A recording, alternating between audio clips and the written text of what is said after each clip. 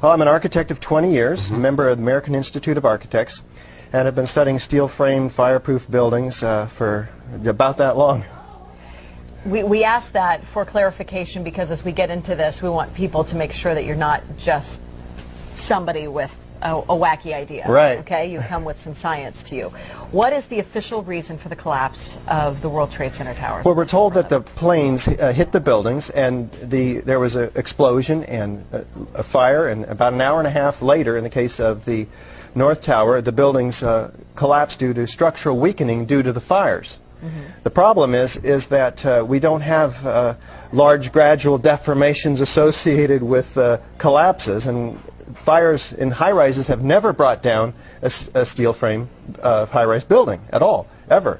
And what we have, unfortunately, is the evidence in the Twin Towers and the third skyscraper to collapse that day, which most people don't know anything about it. We have the evidence of the 10 key features of controlled demolition.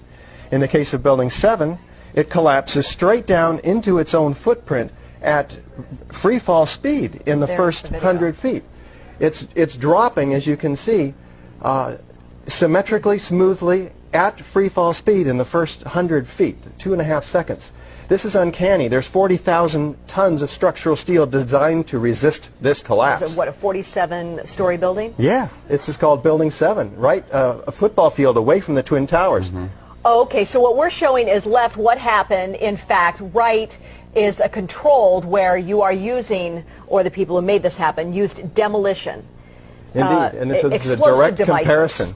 And you can see that, indeed, almost free fall speed, free fall acceleration through 40,000 tons of structural steel. That is uncanny. So we have 700 architects and engineers demanding a new investigation as a result of this evidence and the evidence in the World Trade Center that is very explosive. Almost every architect and engineer we show this information to agrees with us that these are controlled demolitions. If we can get them to look at the information, because obviously the implications of a controlled demolition are dark for our country, because that means somebody besides Al-Qaeda was involved, because these have to be easily 3 of the most highly secure buildings outside the Pentagon.